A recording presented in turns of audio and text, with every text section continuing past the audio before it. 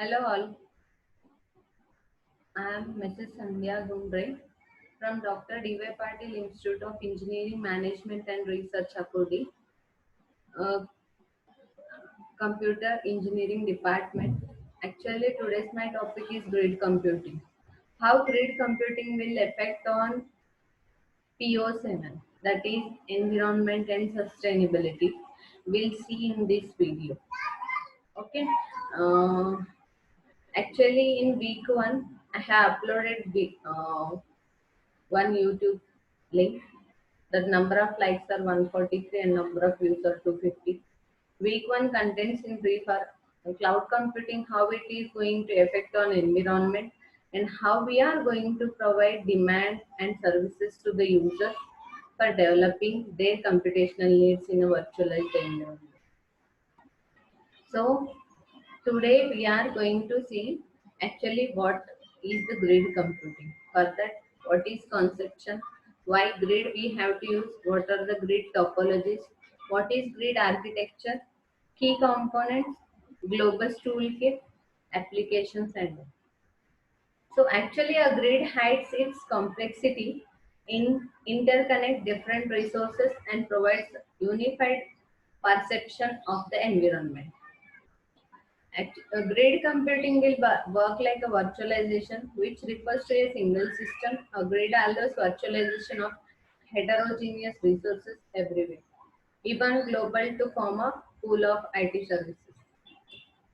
Okay, what grid computing is? It grid computing will allow sharing and coordinated use of diverse resources in dynamic distributed virtual organizations. Grid computing is a service for sharing computer power and data storage capacity over the internet. Okay. Actually, now we are going to compare how grid computing is better than the web services.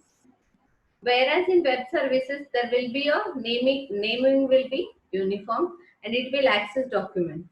And whereas in grid, uniform high performance access to computational resources that are nothing but software catalogs, colleges, and research and development labs. Whereas if we are talking about research and development labs, we can take that CDAC example which now we are using, and another example also we can take that is Garda. Okay. So why we have to use grids? In a large scale, science and engineering are done through the interaction of people that are heterogeneous computing resources, information systems, and instruments, all of which are geographical and organizationally dispersed. The overall motivation for grids is to facilitate the interaction of the resources. So how it will going to affect on environment? On environment, if we are using any grid facility, there will be a training is no needed. Okay, it provides access via the grid and to remote resources of millions of pieces from anywhere to anybody. For example, if we can see here we are having a personal device, supercomputers, local clusters, enterprise clusters, and grid. Whereas another one we can take as a global grid. Okay. Actually, what is grid topology?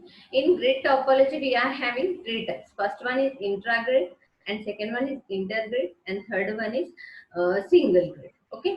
First, we will see actually what is intragrid. Intragrid will work on local grid with an organization. That has to be single organization. For this, if we will take an example in colleges. Okay, a single cluster will be there, trust based on the personal contracts. And second one is extra grid. Extra grid is nothing but it will be working on multiple organizations. For example, we are having same company, but there are so many branches. At that time, we can use extra grid. And third one is intergrid. Intergrid is nothing but we can use this for global sharing of resources through the internet. For example, we can take WhatsApp, Facebook, Insta, Twitter. Actually, how grid architecture and how we are going to work on that. In grid architecture, we are having applications, collectives, resources, connectivity, and fabric. And whereas in internet, applications, transport, internet, and links will be there. So whereas in grid architecture, there will be a different layers. Fabric layer, connectivity layer, resource layer. Okay. So whereas in fabric layer, it will provide the resources to be shared access is controlled by grid protocols. The resources normally include physical and logical entities. Whereas in connectivity layer, it will define the core communication and authentication protocols. These protocols can be exchange of data between fabric layers. Okay. Whereas in resource layer defines protocols for secure negotiations, initiations, and monitoring control operations on individual resources. Okay. Next layer will be collective layer. In the collective layer, the deals with the scheduling services, data replication services, and monitoring services. Okay. Whereas in application layer, these are user applications that operate within PO environment. Okay. Which includes applications in science, engineering, business, finance, and more, as well as portals and development tools.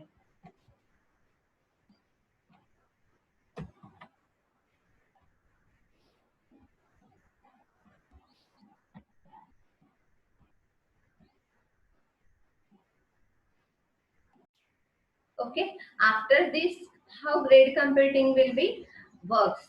Okay. In this, we are going to use grid middlewares, and there are tools and applications, user applications, collective services, resource and connectivity protocols, and that are will be fabrics. Okay. So how does grid will work? Here we are going to see how does grid will work.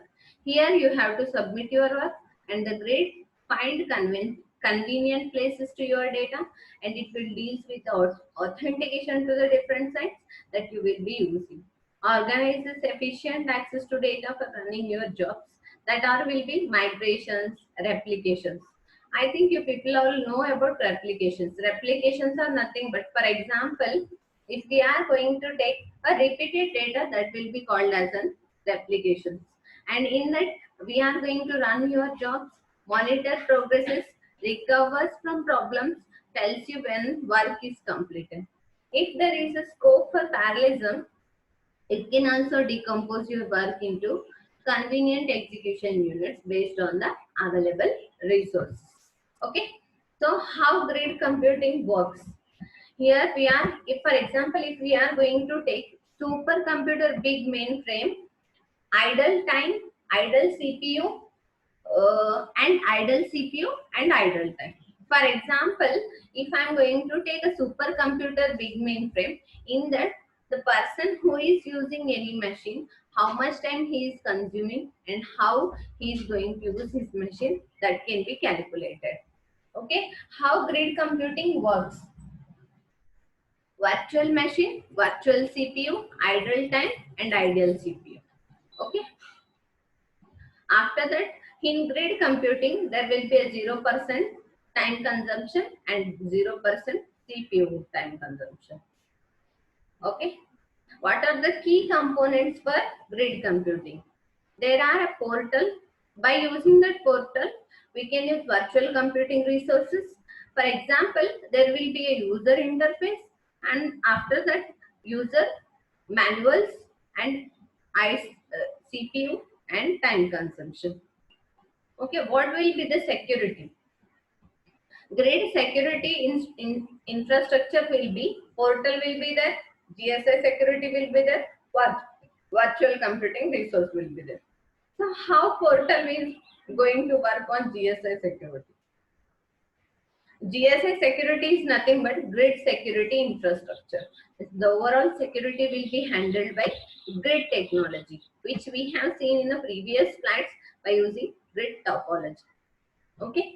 So what are the brokers between grid computing? So that are nothing but MDS directory services. That MDS directory service, monitoring and discovery service, what it will do? Monitoring and discovery service, what it will do? How we are going to use our computing? and how we are going to manage our data structure can be shown in this. So next key component is scheduler. What scheduler will do? If jobs were to become lost due to system or network outages, scheduler would automatically resubmit the job elsewhere.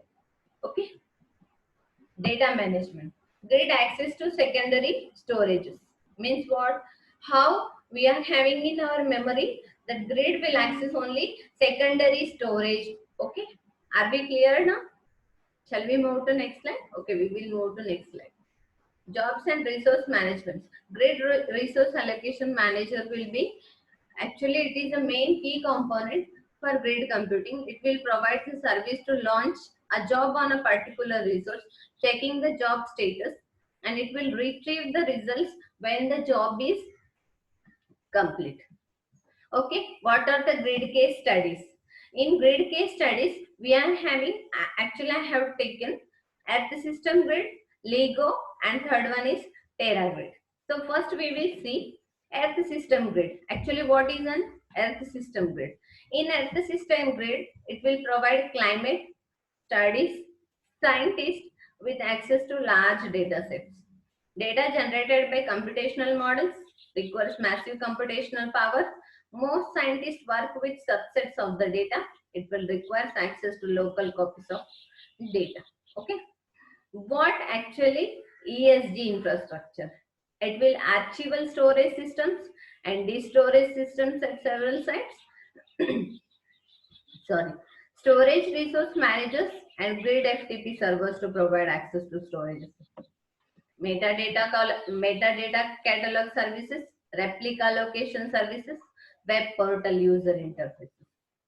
Okay, actually what is Earth system grid is? Earth system grid, it will be a main case study which we have used in our grid computing. Okay, how Earth system grid interfaces will be? Actually this pic I have taken from a website, so it is little bit what I can say, blurry. What it will do, actually what we have searched that URL and is it up or down, and actually what is the history, how many times we have seen, and all those things we can see by Earth system. Thank you. If you all have thank you.